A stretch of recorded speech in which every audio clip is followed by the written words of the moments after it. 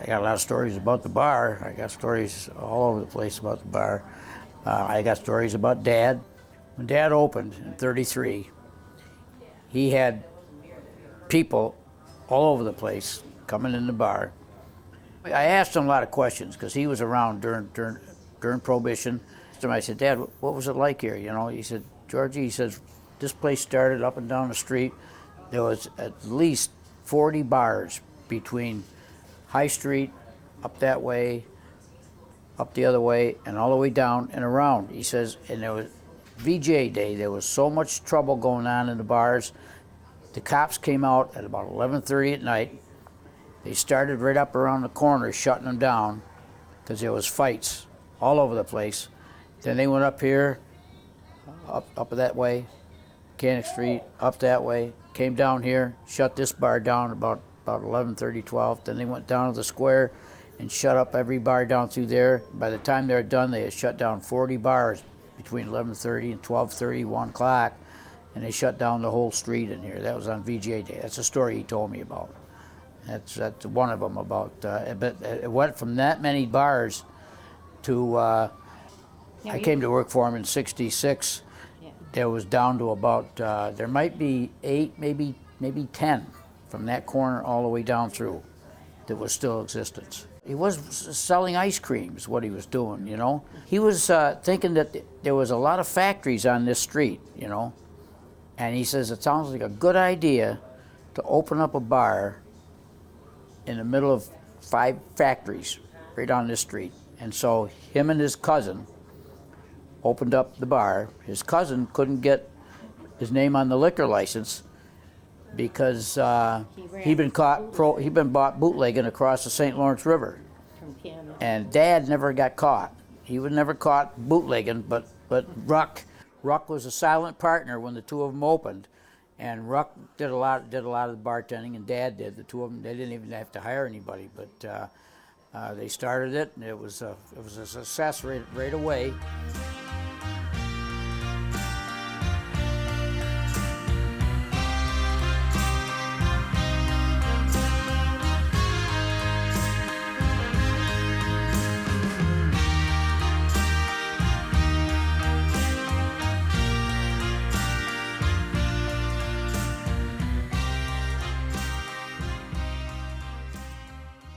First 3 licenses was Pete Costanza next door, okay, and Dad and Fratelli's on State Street. They were the first 3 liquor licenses that came through in 1933 that were legally conserved, and Pete's license was number 1, Dad's was number 2, and Fratelli's was number 3 in Watertown, the first liquor licenses.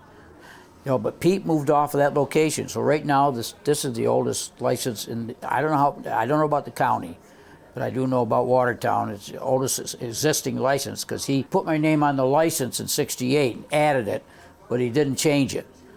And then when he passed away, I was able to take it off the license without interrupting the running of the license. You had to do it that way because if you don't add another name on the license, you have to put in for a different license. But my name was added on.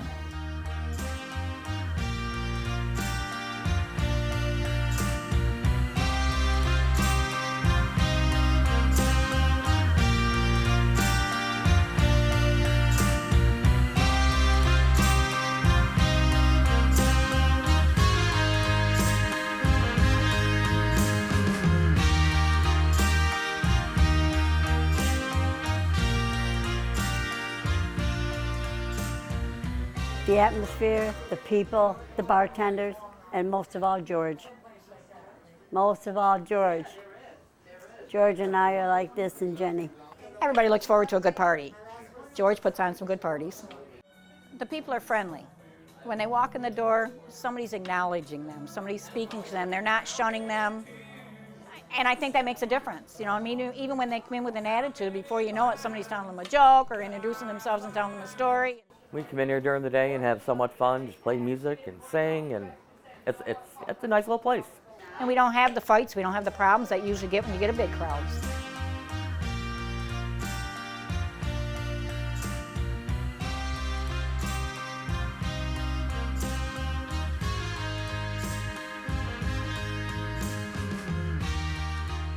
Dad used to bring us down here every Sunday, Rip and I. We'd come down and pretend we were cleaning up the bar, you know.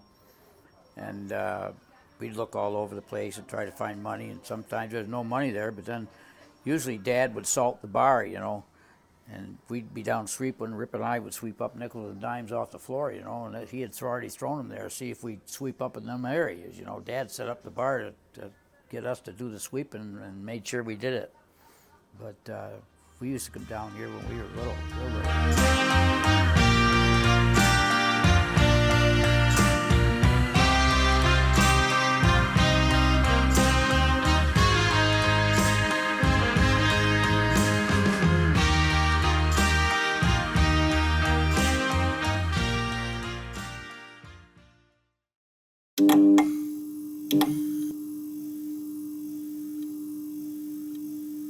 Hermie Carr, yeah, he was one of my first customers years ago, and he was one of Dad's customers from years ago. And his girlfriend used to tend bar here, Verda, and she was working here when I came to work here too, and she was working up around the corner too, and I snatched her away from around the corner when. Wasn't Hermie here when Mike tended bar for a while? I think Hermie was one of my, Hermie was a. Man, he used to help Dad a lot around here, but Dad got upset with him one time because he was a big, strong guy, and whenever Dad had a problem, he would take the guy and throw him right out in the street, you know. He moved furniture for a living is what he did, you know, and him and Dad had a run-in because he got in trouble, got in a lawsuit over it because Hermie threw somebody out too early, you know. When I came in, Hermie started coming back in here, you know, 'cause he stayed away for 5 years, you know. And when I took over with things, he started coming back in, and he was really good friends with my brother, because my brother was working down here at one time too. When he come home for the summer, he used to work for Dad. he pulled a tooth. He pulled his own tooth in here, yeah. He got blood all over. I was on the bar when he did that, yeah. Yeah, he didn't like to go to the dentist, so he said to me, he said, Georgie, he said, you help me do this. I said, I don't want any part of this, Hermie. I don't want any part of this. Georgie, I'll do all the work. I'll do all the work. You just do what I say. He reaches a pair of pliers in there, and he goes like this. He gets in there, he gets in there like that, and he's holding on to it, and he says, now look at it. You see what I got a hold of like that? I said, yeah. I said, I can see that. He said, you grab a hold of that. Grab a hold of that. Don't let up. Hold on to it real hard. And he says, I said, I can't do this, Hermie. I can't pull that tooth. I don't know what it is about it. It's just not me. Why don't you go to a dentist? Georgie, it'll be over with in a minute. Don't worry about it. Just grab onto that. I said, okay. I said, I got it. I got it hard, Hermie. He goes like this. Out comes the tooth. Blood all over his mouth, you know. He said, no, give me a double shot of that Seagram's. Give me a double shot of that. I said, you all right? Yeah, George, just do what I said. Give me a double shot. Give me a double shot. I says, okay. He puts it in. He says, now push that ashtray up here. So he says, I got some. He spits all the blood and everything else, and the tooth is still in the thing there, you know, and he spits it out in the ashtray, and he says, give me another rinse. Give me another rinse. And he says, okay, I'm all set. That was the end of that. Hermie Carr pulled his own tooth, didn't even need a dentist. Man, that was years ago. He was tough, that guy.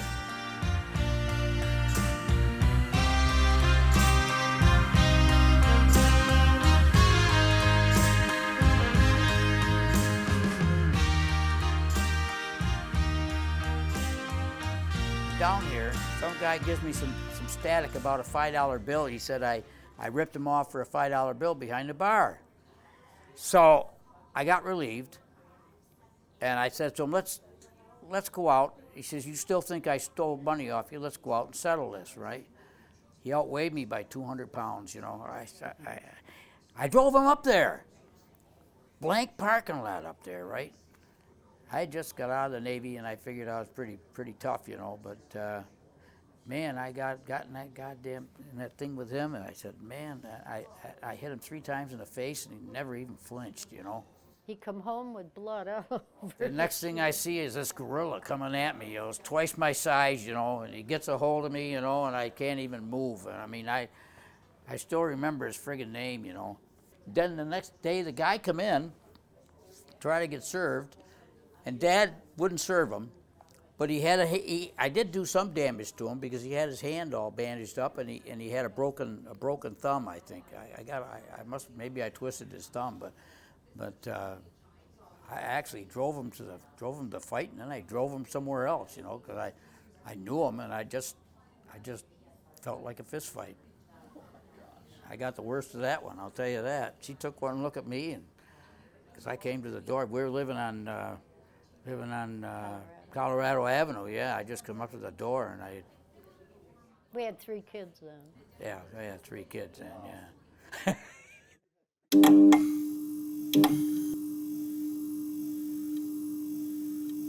Ronnie was a big fat guy, but he brought in eggs to sell, and I brought him down to the beach one time. It was one of our parties. One of our beach parties down there, and I lost track of him, and he was in the bathroom, and one of the bartenders ran by the bathroom and swung the door open, right?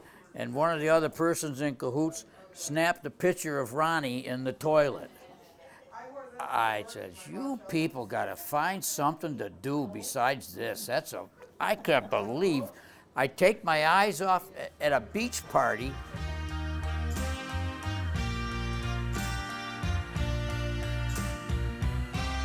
As a matter of fact, when I first took over for Dad, when I first came to work with him, the cars were lined up all down here at 8 o'clock in the morning waiting for him to open up.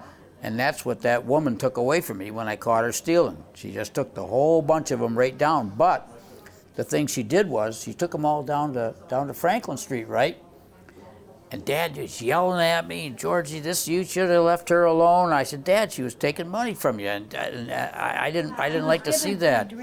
Giving free drinks. She's doing this. So she took the crew all down to Franklin Street, and every car was left all of a sudden and going down there. Dad was mad at me. I said, Dad, we'll get her back. Don't worry about it. I said, she was stealing money from me. You don't want to do that,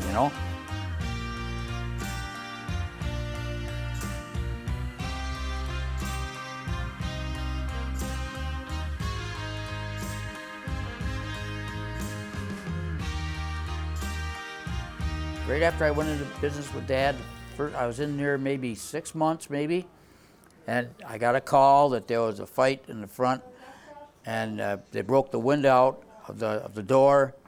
Come on down. So I ran right down. It was right in the middle of the World Series, and I found some guy. They're taking him out in an ambulance, right? And he had his arm sliced, and the window was all broke out of the front door. It was heavy glass, and so I didn't know what the hell was going to happen until all of a sudden, Dad and I are getting sued for $250,000. Dad comes up to me and, holy Jesus, he said, George, what the hell have you done? What have you got us in for?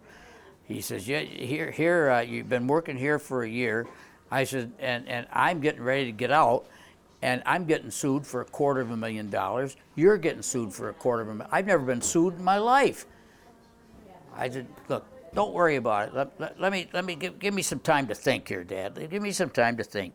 So I got my lawyer friend from school, Mike Saunders, and I asked him if he'd represent me in this because I don't know what the hell's going on. I'm only 21 years old and being sued for $250,000. I said, Jesus, Dad's getting ready to kick me out of the job for crying out loud.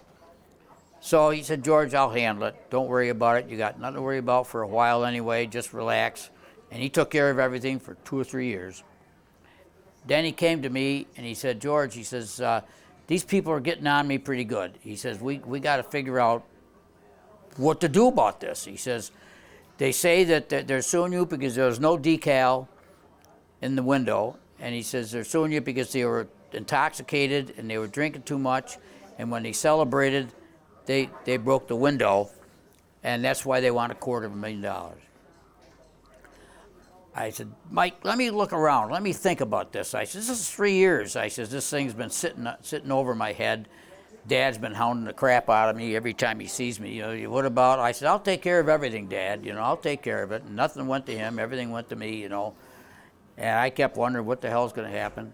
I went through the house, and I did a hard target search. And I found a piece of glass that I picked up when I came down. And the piece of glass had a decal in it, okay? And they were suing me because the glass was clear and he didn't know it was there and he bumped into it. And that's what their explanation was, you know. I picked up the glass, still had the guy's blood all over it, a nice clear decal. I took that down to Mike and I said, Mike, I said, this is all I got. I said, I hope this takes care of it because I said, I'm glad I saved it. I mean, who saves a guy's blood for 3 years? Who the hell does that? I said, I got it right here. It's a 1/2 inch thick. It's broken and it's got the decal on it. George, let me take a look and let me see what I can do. He called me about a week later and he says, the lawsuit's all over. He says they were refusing to pay the medical bills, your insurance company was, and he says they decided to pay the medical bills as long as they don't have to pay $250,000. I said, well, good. I said, I'm glad of that. And I celebrated and I was happy as hell. I didn't have to get sued. But when you're in your 20s, you get sued for $250,000, it scares the hell out of you.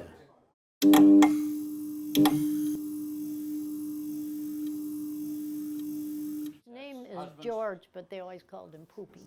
Yeah, that's Sandy's husband's brother. Yeah, Poopy Lawton, yeah. He's always. And he was been coming in here for years. He's due to come in one of these days pretty soon. He's pretty regular in here. He used to go out and drink with them, and they would call me, and I would have to drive all these characters around, and I was a designated driver. We went out one time and we hit every bar on the street, all the way up and all the way around, and we came back. We were both pretty bad shape, but he got in a fight, almost got in a fist fight in every bar, and I had to keep him out of it. Their mind always was clear, but their balance, the two of them, they would go up the street like this, back and forth, you know. I said after I went around with him, you know, I said, Poopy, I said, next time you find somebody else, I said, I'm sick of trying to keep you out of friggin' fist fights, you know, in every goddamn bar I went to. Here, back then, we had probably 10 bars we could go into and hit, and in the area and walk, and never drive an inch, you know. And we started here, go up and down there, and every one of those bars, he'd be somebody he would start arguing with, and I'd say, let's go to the next bar and get out of there, and we just hit the next one, and by the time we got back, I said, Poopy, this is it for me. I said, don't ask me to go again. I said, you were lucky I was able to get you out of some of them friggin' fights.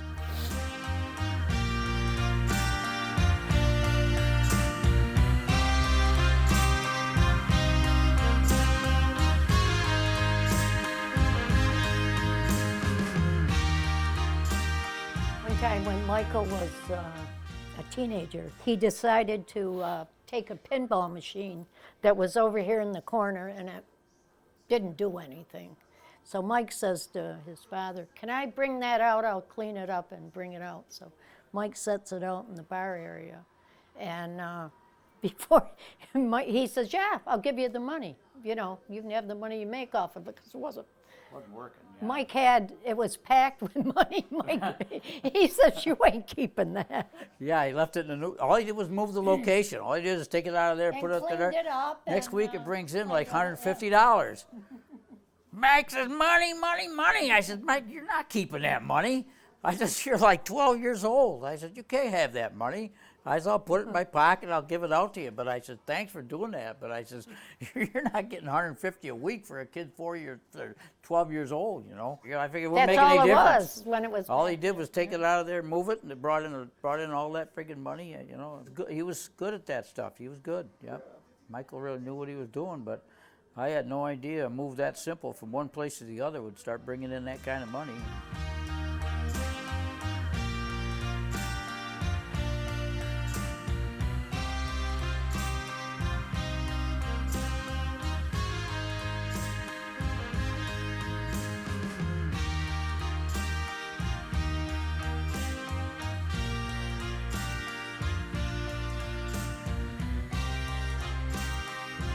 It's mostly generations is what this place going, and I didn't have any idea about it until after I've gone through whole factions of people. My bar's been emptied out probably 5 times over the last 20 years of people because of changes. I had, let me think, the first one, the railroad used to come in here all the time. I was good friends with all of them. I used to go down on their conventions and stuff like that.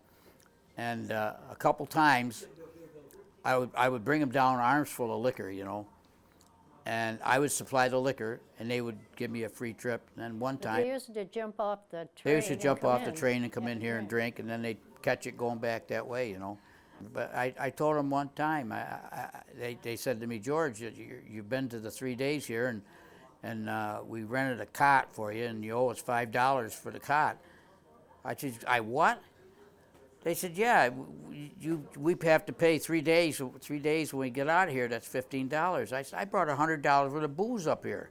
I said, you guys drank every bit of that booze, and you think I should pay $5 for that cot?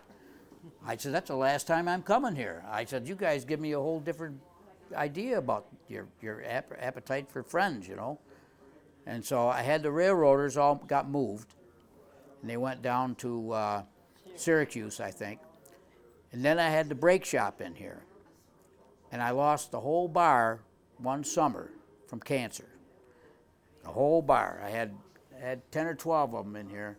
From the air brake, they made whatever they did up there. They had. There was some kind of a thing going around, and I had all really good friends of mine. A whole bunch of them died all at once, you know, all related to cancer from the break shop. Then I had to rebuild again. Well, and it's not just the people that are here now. It's been generations of people that come in. You know, you bring your children in, and the grandchildren come in. I've known Jenny and George for a long time. Jenny and George and I went to school together. My mom and dad, they were part of this bar before I was.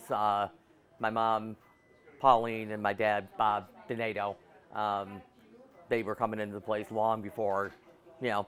I still have kids that come in that were brought in a baby carrier the first time I saw them.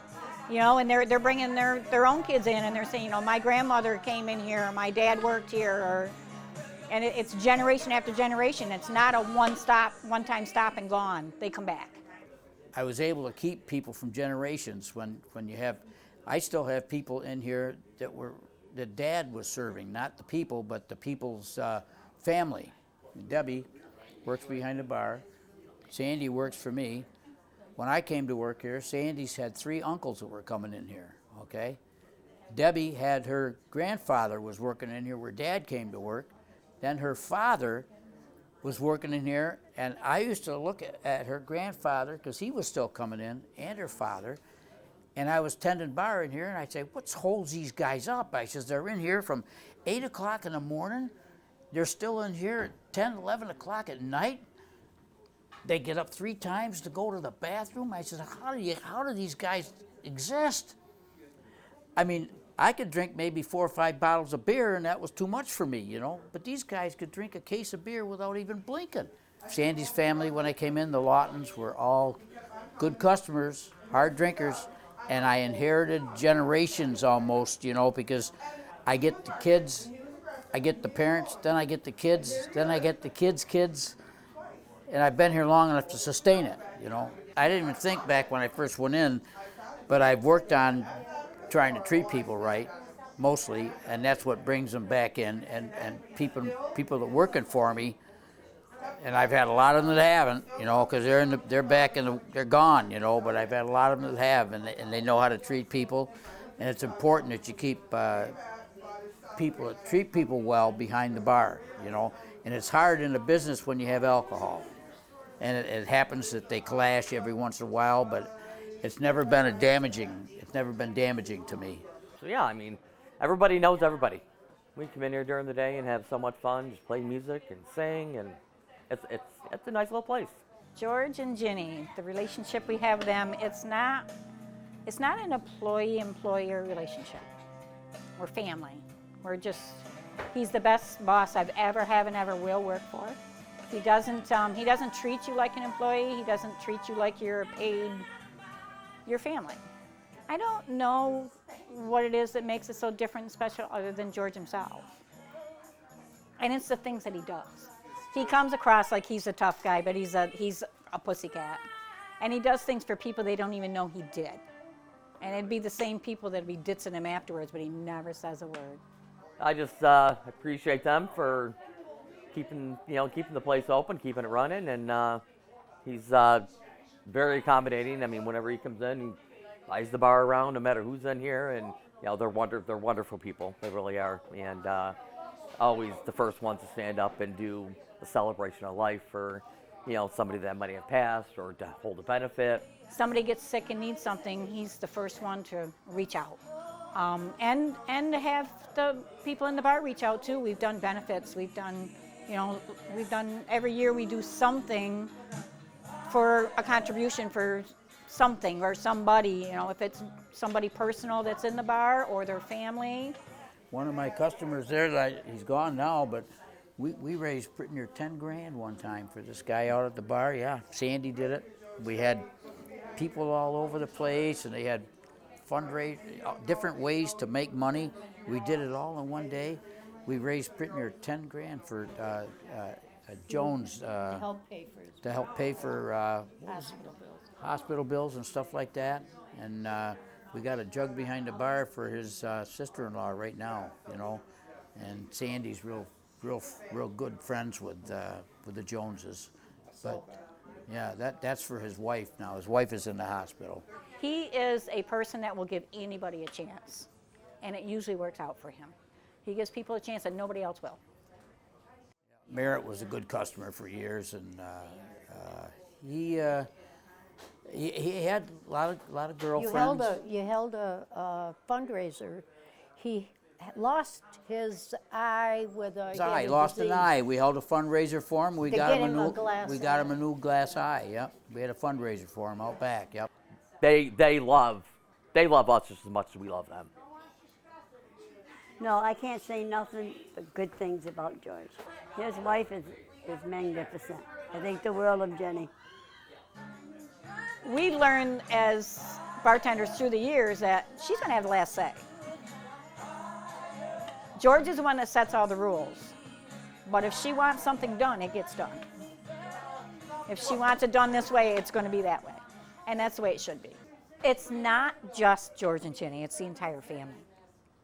All of his children, his grandchildren. It's got to be the Colesante's gene, because they're just all so loving and comfortable with people, and they bring you into their fold. It's not just, like I said, this isn't a club, it's a family.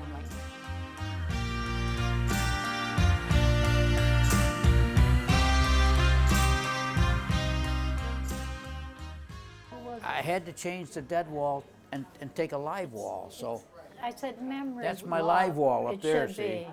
because they got mad because I took the dead wall, because nobody knew anybody up there anymore except me. Because all the dead ones were the ones that were up there, So I took the dead wall down, and I put up a live wall up here. Okay, these people are alive, but they started complaining. The family of the dead people say, "Why'd you take the dead wall down?" I said, well, nobody knew him. Well, my father was in there, so I ended up having to recreate the dead wall up there. Is what I did. I recreated the it. ones out there, the guys that come in And those are the special ones up there. over the There's weekend. five, six dead ones up there that They are were big ones, big close. pictures, and they wanted the big They ones want put to up there. drink so. with them. Well, there've been some live ones up there by mistake. She makes mistakes once in a while, and we have to I have to view them every once in a while to make sure they're not still alive, because if they're missing for a long time, we're just not sure, and so we say we should put them up there and show the respect to the dead people, but then when somebody walks in and shows a picture over there, they don't want to be on the dead wall, Yeah, that's happened before. And she keeps saying, George, you know how the dead wall came about? When I used to work here, okay? Christmas Eve. I used to work Christmas Eves and I used to work New Year's Eves, okay? Like way back? Years ago. Worked every holiday.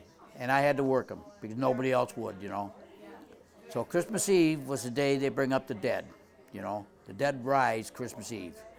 New Year's Eve was the big night of the fights because I had a lot of fights on New Year's Eve. I used to have to break up, and one time I shut off the whole bar, right at midnight.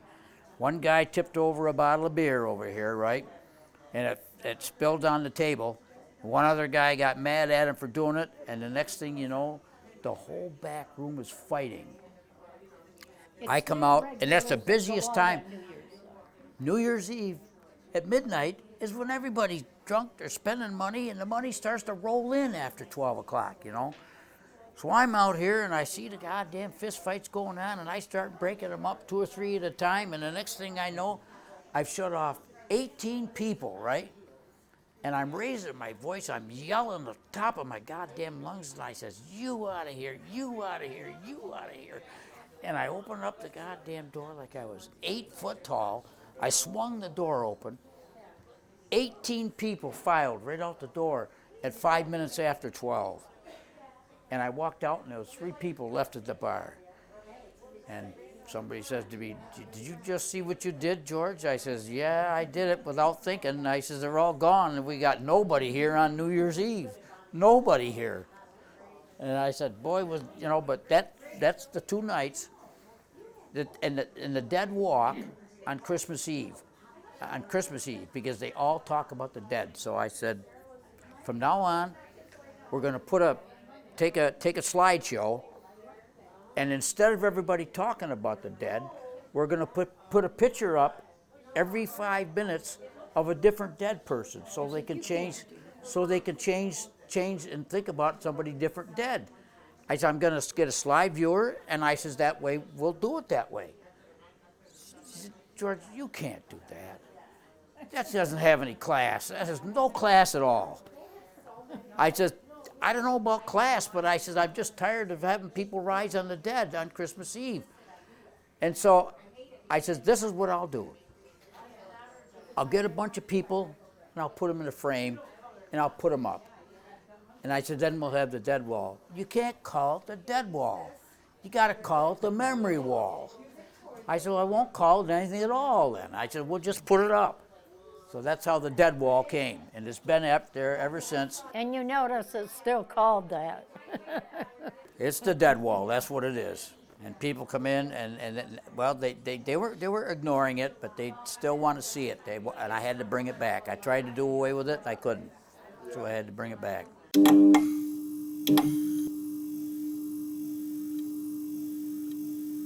Bill Phillips and I, we worked together for years at the brake shop, year and a half maybe we worked together. But him and I were good friends. I was at his wake. I went to his funeral, and they broke up two 6-packs of beer, I think, because there was about 24 people there, maybe more. And everybody took a beer, and they drank the beer, and they drank the beer and threw it on his gravesite, threw it on Bill's gravesite. And I thought, I don't know if they could just leave the 20, 30 cans of beer on top of a gravesite and walk away. But that's what everybody's doing. So I said, I guess I got to do it too, you know. So that was their final goodbye with Bill Phillips. Was it appropriate? No. It was not appropriate. Never, none of their things were. I didn't have a problem with it, but the only problem is they should have picked up the cans and took them off the gravesite, you know. That's what they should have done, you know.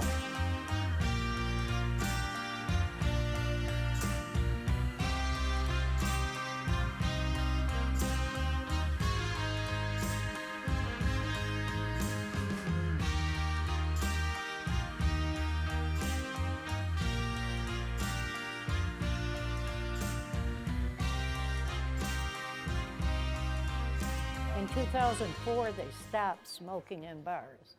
And he had, 90% of your customers smoke, so it ruined the business. I've been pretty near a year without any business because the other places were all cheating. They were all allowing them, and I had put in for a smoking waiver, okay? If you put in for a smoking waiver and you're caught smoking inside, it's denied. Your smoking waiver is denied, right?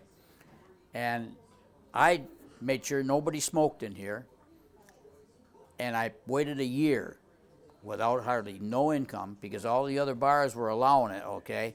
And I got my I got my smoking waiver, and I was one of the first ones. It was me, Jeff Graham, the mayor, and the place on over on Mill Street. 3 places got their smoking waivers the same day, and Jeff Graham left my name out of the papers.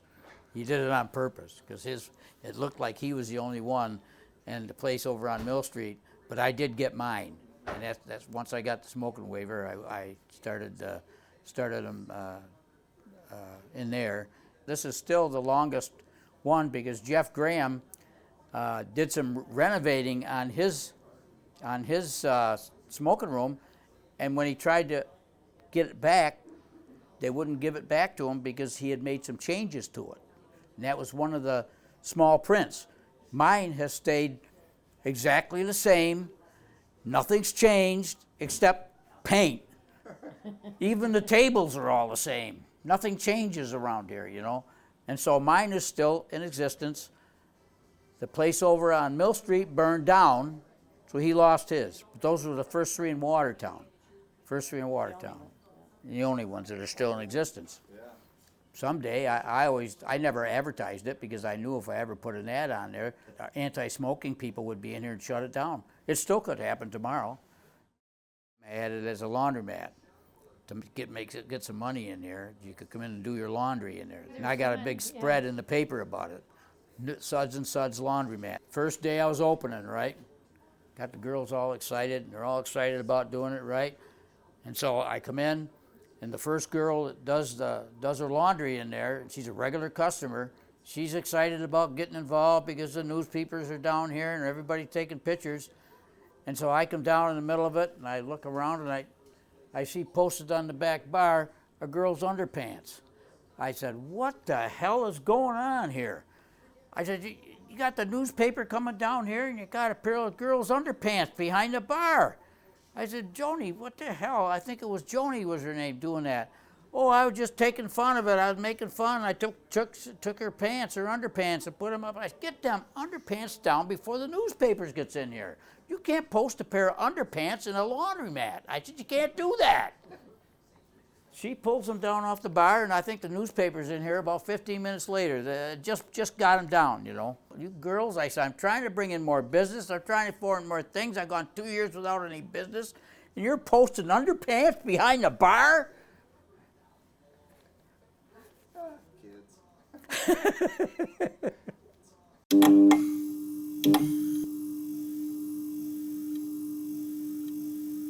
What is the story about the guy that got set up to believe he won the lottery? Oh, yeah, Chuck Donor. You Yeah, got him yeah. a card. Yeah, I used to put up all the numbers back at the bar, you know, so that people wouldn't have to look it up in the paper, you know. And so it was one of the bartender's ideas. It was a bad idea, but they did it, you know. And it put up his numbers exactly, and they changed every number on there, you know. And the guy come in, and the bartender prompted him and said, why don't you check your lottery numbers, you know? And I think I was part of this deal, I can't remember because it was an awful thing to do to the guy, but I used to go fishing with him and everything else, you know, and him and I were best of friends. And I finally put a stop to it when he read it. Somebody suggested, maybe you better take that down to the state. Somebody's going to take that lottery ticket away from you, Donor. I said, you won $1 million. I said, Jesus. I said, what are you going to do with it? He said, George, he said, the first thing I'm going to do is I'm going to fix this place up. I'm going to do this. I'm going to do that. And he says, I'm going to go back here where everybody's been nice to me, and I'm going to look after that. And I'm just I finally just said, Chuck, I said, she set you up. It wasn't me. I said, she set you up with a number. She put the wrong set of numbers up there. She knew your numbers, and she set you up. I said, that was the worst thing she could have done, and I really don't want to be any part of it anymore, and I don't want you going to the lottery about it.